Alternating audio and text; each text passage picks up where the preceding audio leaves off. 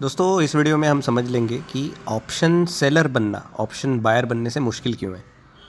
मैंने पिछले वीडियो में ऑप्शन चेन के बारे में आपको समझाया था कि ऑप्शन चेन कैसे दिखती है और ऑप्शन चेन में आप कोई भी स्ट्राइक प्राइस पे कोई पुट या कॉल कैसे बाय कर सकते हो। वैसे ही एक एग्जांपल से समझ लेते हैं कि अगर मैं सेम एग्जांपल लेते हैं 26,142 पे अगर निफ्टी है और अगर कोई सेलर है अभी जो मानता है कि यार 26,300 की स्ट्राइक प्राइस के नीचे ही निफ्टी रहेगी 30 दिसंबर से पहले, because we have chosen the expiry as 30 December, that is the view. तो वही सेलर का व्यू है कि भाई ये जो 26,300 है निफ्टी इसके नीचे ही रहेगा कुछ भी हो जाए। तो उसका मतलब है उसको ये बोलने के लिए ये कॉल सेल करना पड़ेगा 32.3 रुपीज़ का। अभी आप बोलोगे कि पुट भी बाय कर सकता है, तो हाँ 164 का पुट भी बाय कर सकता है, बट बाइंग से बेहतर होता है selling because of the winning probability. ये मैं किसी और वीडियो में कवर करूँगा, बट मान लेते हैं कि सेलर कन्विंस है कि सेल ही करना है, तो 32.3 रुपीज़ का वो प्रीमियम सेल करेगा। अभी खोलते हैं ये।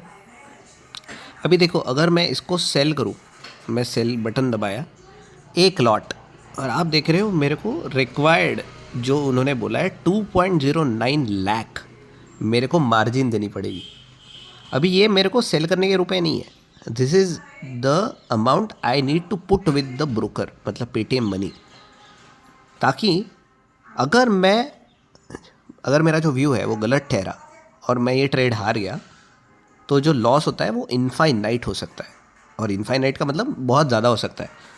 तो पेटीएम मनी ब्रोकर क्या करता है कि एक उनका एल्गोरिदम होगा कि यार मार्केट ज़्यादा से ज़्यादा इतना अगर मूव करेगा तो इसके मेरे पास रुपए होने चाहिए। अगर इन्होंने ये फ़ंड नहीं लिए और मेरे को सेल करने दे दिया और मैं बाद में पैसे मेरा लॉस भी और मैं भाग के चला गया तो उनका लॉस ना हो, इसलिए ये मार्जिन मेरे को रखनी पड़ती है। यहाँ पे मुझे दिखा रहा है कि मेरे पास पैसा नहीं है, जो भी है I just refresh it, but anyway it will allow me to sell when I will have a balance. So basically it's asking me to sell only if I have this much balance 2.09 lakh. इतना पैसा आपके पास ये सिर्फ 32.3 रुपए का call sell करने के लिए होना चाहिए, बट सेलर को क्या मिल रहा है यहाँ पे? सेलर को 32.3 टाइम्स 75, एक लॉट 75 का है, इतने रुपए उसके जेब में अभी के अभी आ जाएंगे। मतलब कितने आ जाएंगे? आई थिंक 17 21 कुछ ऐसा समझ लेते हैं, 2500 रुपये आ जाएंगे, लेट्स कंसिडर दैट। तो 2500 रुपये उसको मिलेंगे 30 दिसंबर तक, जस्ट टू से कि मार्केट 26,300 के ऊपर नहीं जाएगी, और 26,300 के ऊपर मार्केट नहीं गई तो पूरा ये जो 2500 रुपये हम बोल रहे हैं वो पूरा सेलर को मिल जाएगा, और जो मार्जिन है 2.09 ये वापस उसके अकाउंट में आ जाएगी। बट अभी इसका एक सिनारियो समझ लेते हैं कि ये जो 32.3 रुपीज़ है ये प्रीमियम बढ़ भी सकता है, कम भी हो सकता है, मार्केट अगर मूव हो, बट अल्टीमेटली सेलर के फेवर में टाइम डिके भी होता है। मार्केट अगर 26,142 पे है, वहीं के वहीं रही, मार्केट ऊपर नहीं गई और या फिर बहुत स्लोली ऊपर गई, फिर भी ये 32.3 रुपीज़ कम होते जाएंगे। तो अगर मैंने ये ट्रेड सेल किया, मैं सेल बोलता हूँ इसको, अगर मैंने ये सेल किया और अभी मार्केट शुरू नहीं है, बट एनीवे ये सेल किया मैंने, तो ये मेरे अकाउंट में 32.3 रुपीज़ दिखाएगा, और फिर उसका प्राइस धीरे धीरे 30 हो जाएगा, फिर 28 होगा, 25 होगा, मेरे को वेट करना पड़े 30 तक, धीरे धीरे जाके 0 हो जाएगा, और तब जाके पूरा पैसा मेरे पास आ जाएगा। बट ऐसा भी हो सकता है कि 32 ये जो प्राइस है वो ज़्यादा भी हो सकती है, 35 हो जाएगी, 36 हो जाएगी, 40 हो सकती है, तब जाके सेलर को लॉस भी दिख सकता है।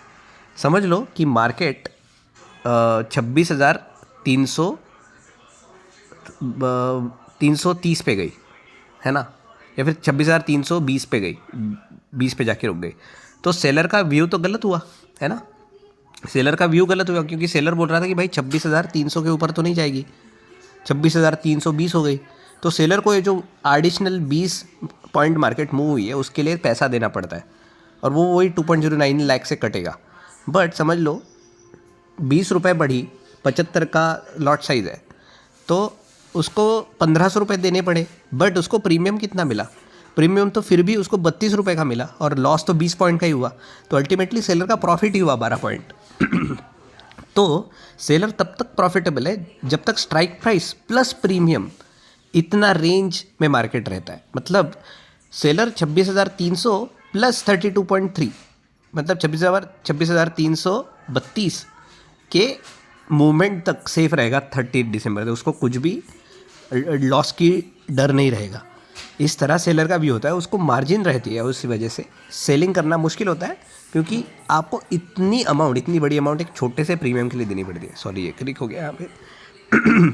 ये तो कॉल सेलर की बात हुई। सिमिलरली अगर कोई 26,000 के ऊपर ही मार्केट रहेगा ये बोल रहा है, तो उसको 27.95 रुपीज़ का प्रीमियम वो सेल कर सकता है। उसको उसके बदले में वो पूरा पैसा मिल जाएगा। I think that is around 2200 rupees.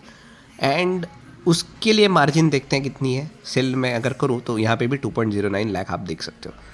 तो मैं पुट सेल करूँ या कॉल सेल करूँ उतनी ही मार्जिन मेरे को लगेगी। और ये मार्जिन चेंज होती रहती है। रिसेंट टाइम से मेरी मार्जिन बढ़ी है और इस तरह से ये मार्जिन चेंज होती रहती है। अगर मैं सिर्फ बाय करना चाहूँ तो मेरे को इतनी मार्जिन की ज़रूरत नहीं होती। मैं सिर्फ 2000 मतलब 2200 रुपये सिर्फ दे के मैं ये चीज़ बाय कर सकता हूँ। बिकॉज लोगों के पास कैपिटल इतना नहीं होता, वो भी ऑप्शंस में रखने के लिए सेलिंग करना थोड़ा मुश्किल होता है। तो सेलिंग में आप तभी आओ जब आपके पास एक अच्छा कैपिटल है, वो भी आप खोने के लिए आपको डर नहीं है। मतलब आप पहले अपना पैसा कमा लो, उसमें से थोड़ा सा पैसा ऑप्शन सेलिंग में डालो और ऐसा अज्यूम करो कि आपको थोड़ा पैसा गंवाना पड़ेगा जब तक आप सीखते नहीं हो।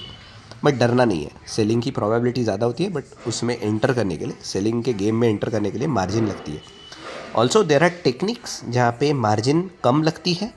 जो 2 लाख आपको दिख रहे हैं वो मार्जिन सेलिंग आप कम मार्जिन में भी कर सकते हो, और वो भी मैं वीडियोज़ में कवर करूँगा। उसके लिए आप सेल और बाय दोनों कर सकते हो, तो उसके लिए सेपरेट वीडियो बनाएंगे। समझने वाली चीज़ ये है कि आपको सेलिंग करने के लिए थोड़ा पैसा लगता है। तो इस वीडियो के लिए इतना ही, मिलेंगे जल्दी ही।